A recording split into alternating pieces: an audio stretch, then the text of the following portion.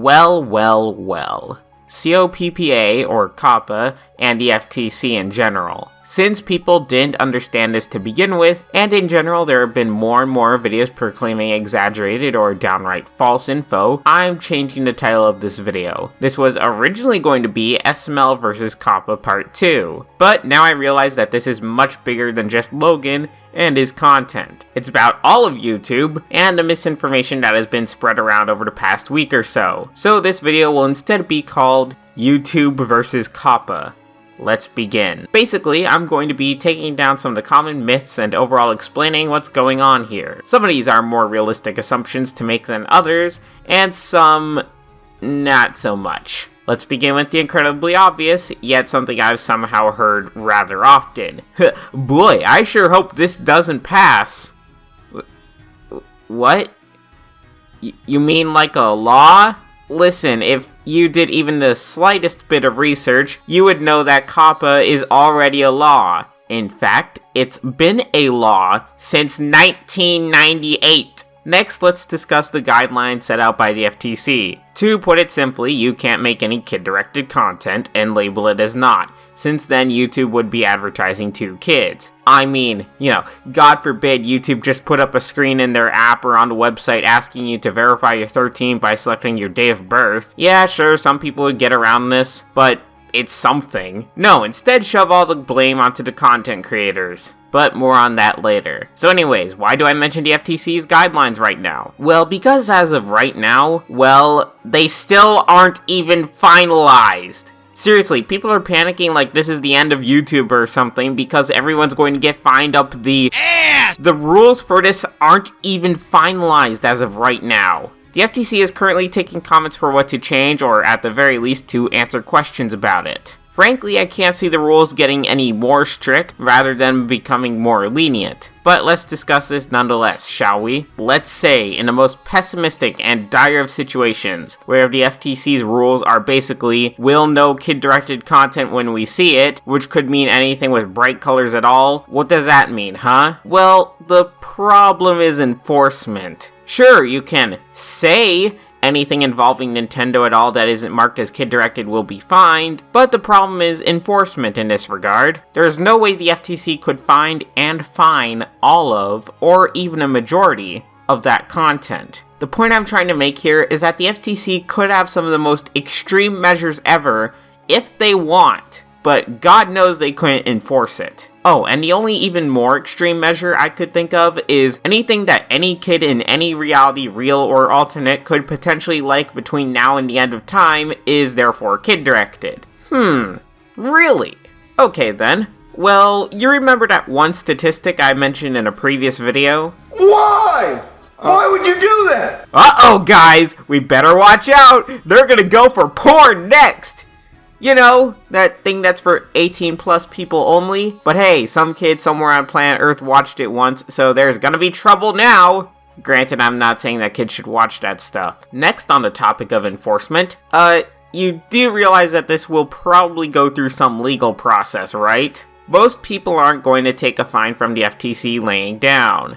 They'll at the very least contest it. And I can almost guarantee you that the FTC isn't going to start slapping fines on everything they see unless they're 100% certain that it is marked incorrectly. In part because, it has the color blue, or, it's an animation, probably wouldn't hold up in court in my opinion. In fact, I would bet that any judge would say that if the FTC's rules were really that vague, that it's unfair to make rules so vague and difficult to enforce or follow. You guys should realize that these rules are pretty much only for the exact same channels YouTube got in trouble for in the first place. If everyone's favorite channel, Happy Nursery Rhymes for Kids, or whatever, gets fined for not marking their channel as kid-directed, that's fair. But they're not going to mark your favorite Let's Player or reviewer for marking a video that dares to involve Nintendo. And speaking of that, what about people who make crude jokes or cuss even once? Wouldn't that make the video not kid-directed? Obviously it isn't for kids at that point. Oh, also before I continue, I've gotten messages and comments asking,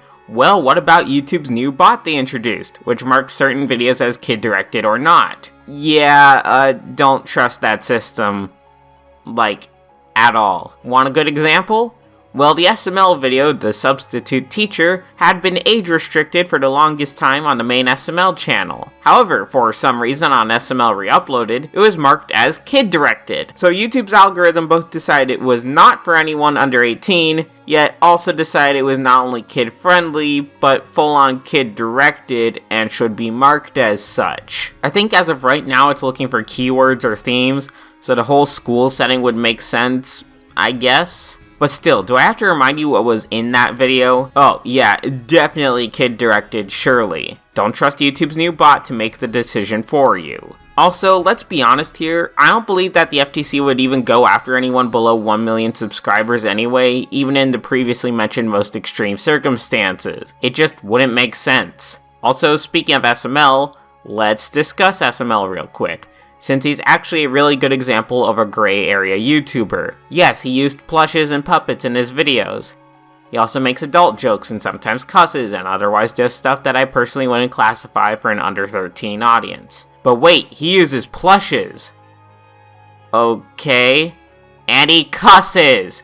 He makes race jokes, for crying out loud. Hello? Hello there, my chocolate friend. My chocolate friend. So would I say Logan is kid-directed? No! Seriously, YouTube themselves have a part of their help page which admits that your content may not be kid-directed if it only fits certain criteria, and that's up to the channel owner to decide. Now, I don't know who on earth started all this panic over the FTC business, but whoever did clearly started a terrible game of telephone. You all know the telephone game, right? We start off with an original phrase, or in this case, set of rules from the FTC. Someone freaks out over a small part of that, and so makes a video on it. It expands, it gets worse and worse, until eventually the message has become diluted into nothing more than a rumor about how the FTC is going to fine you for all of your videos because you used a plush character or the color blue in it. I'm trying to bring you people back down to earth for a more realistic scenario. And a realistic scenario? None of that will happen! In fact, let me give you my predictions for a timeline of events. Ready? December 9th is when the comments on the FTC's rules close. I suggest you do comment, since that will help, but you honestly need to read through the documents first, okay? Don't just guess because you heard someone else say it, so it must be true. I think as of right now, within a week or two, people will forget about this until it's brought back up on the 9th, or near then at least. The FTC will probably give an update on the rules then. People will still find something to freak out about by means of telephone game. People will probably then forget about it a week later, and then January 1st, 2020, everyone will panic again, thinking YouTube will implode. Until nothing at all happens. The world will keep spinning and life will go on. The end. Now then, let me tell all of you why this is so frustrating. Something I find really funny about this whole situation is that this all has reeked of the same fear-mongering as those who go on the streets that claim the end is nigh because their horoscope for the day said the planets would align and the earth would proceed to explode. Of course, most everyone laughs at that, but then when someone says this, Guys! Everyone panic! The FTC is going to fine all content creators $42,000 and YouTube as a whole is going to implode! The main reason this has been so annoying and frustrating is that I'm having to go up against a bunch of big mainstream YouTubers. Your Chadtronics, your Arlos, so on. Again, I'm not a fan of how this has been handled to begin with YouTube shoving the problem onto creators. But everyone freaking out over something which isn't even finalized, and even if it was kept exactly in its current state, won't actually be a big issue for much of anybody. It's ridiculous. Even with videos where I've been mad at SML, I've at least known that a fair chunk of people agree with me, at least in some regard. But even with this entire video having been made, I know that someone will comment about how I'm wrong because big YouTuber number 87,309 said that they're scared of this change because they heard something from someone else who heard that from someone. Telephone game's a disgrace. But I'm certain that time will show in a couple months I was correct about this stuff. The biggest problem here is going against the grain to such an extreme degree. Literally everyone and their dog is making videos panicking over this whole thing, and here I am having actually read up on some of these things, as well as flat out understanding how enforcement would actually work in this case. And I don't mean any of this to seem pretentious, but all this hearsay and panic has been ridiculous. Well, thank you all for watching, and okay, you know what? No. I have one more thing to say. This whole thing was caused, yes, by YouTube allowing a bunch of kid-directed channels to run wild on the platform. However, that has also caused idiotic boomers to think that YouTube is a kid-directed platform. Now, while I'm not saying that YouTube can't be a place for family-friendly content, I think in general we as content creators need to make it perfectly clear that YouTube is a 13+ platform. And that, no, we are not your 8-year-old brat's babysitter. This actually kind of reminds me of what happened between SML and Good Morning America in some regards. It needs to be abundantly clear, one way or another, that YouTubers create content not so that it can babysit your kid.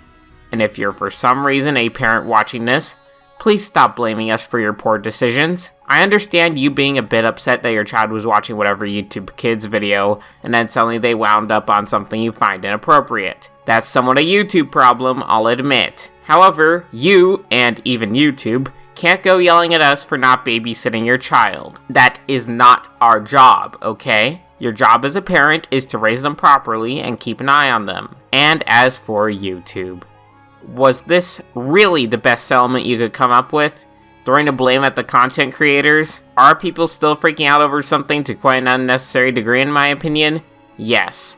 But you could have avoided a lot of undue panic by just, I don't know, kicking the kid-directed channels off of YouTube. In fact, in general, I was rather worried when instead of getting rid of these channels a while ago, you instead doubled down and introduced the YouTube Kids app. No, YouTube is not for kids.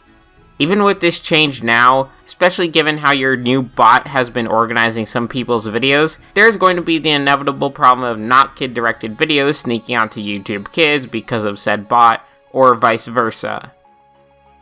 Alright, greetings everybody. So, real quick, I'm adding this to pretty much the end of the video because this was posted, like, while I was editing. Like, I've been editing for a while, and this was posted by the FTC themselves. So, you know, it tells you basically everything you already know. However, I did want to show it anyways. So, like, for example, all this stuff up here is basically just, you know, why this all happened and blah, blah, blah. This is more or less identical to the thing you'll find on the YouTube help page. However, and this is all coming from the FTC themselves, the people, scary people who are going to fine you up to $42,530 per violation. That is up to, by the way. That means, like, you know, up to. I know I said that, but seriously, like, up to $42,000. That does not mean it will be $42,000. It might be less. In fact, it will probably be less. Honestly, and that's if you get caught in all this stuff, and this goes into some detail. It's not the best thing ever. I think my video has explained things pretty well, but this is not the best thing ever, but, you know, it provides some additional info. And a lot of these things, so I want to highlight this right here. It may be. On the other hand, if your content includes traditional children's pastimes or activities, I was thinking about Logan and his stuff, so I thought characters. I don't know why. And by the way, this is a bit unscripted. I apologize. If you want to skip this and just go to the end screen, I will leave a link to this post in the description. As well as, you know, if I didn't mention it earlier in the video, I will leave a place to where you can comment on it. I still think you should be well read on this. You shouldn't just go posting a comment saying, I don't like this is dumb, because that doesn't help anyone, okay?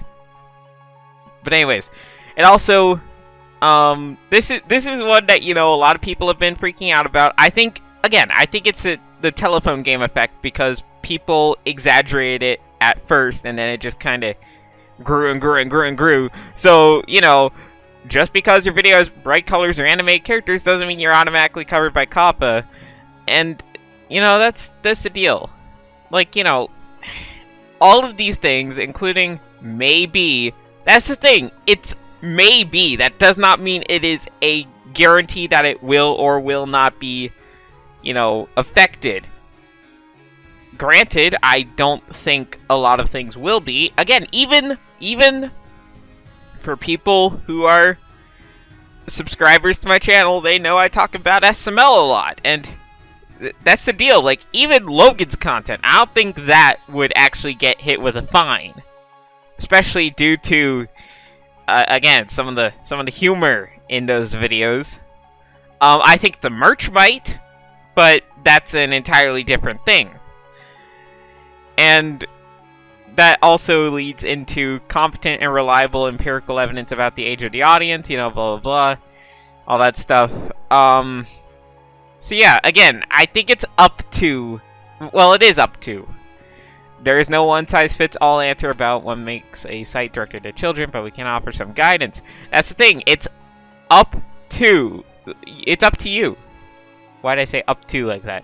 It is up to you, the content creator. I don't think that, in my opinion, that a lot of the channels that are afraid they're going to get hit by this are actually going to get hit by this. Of course, I'm prone to being wrong, but I think it's very unlikely. Time will tell, however. Time will tell if anybody gets fined. Honestly, again, unless you are Nursery Rhymes for Kids or whatever channel and you just refuse to make it kid-directed, you refuse to label it as such, unless you're doing something like that, I'm pretty sure you're not going to be hit by this at all. So, that's all. You can read this. I put a link in the description. And, yeah, that's about it. Back to the end of the video. Anyways, I think I'm done for now. Thank y'all for watching, and SML's 2019 problems should be the next big discussion video. Also, if you want to hear more about this topic and the FTC Coppa thing in general, I would suggest watching Mr. Enter's video on the whole thing, because it's a bit more realistic than many of the others. Anyways, thank y'all for watching, and take care.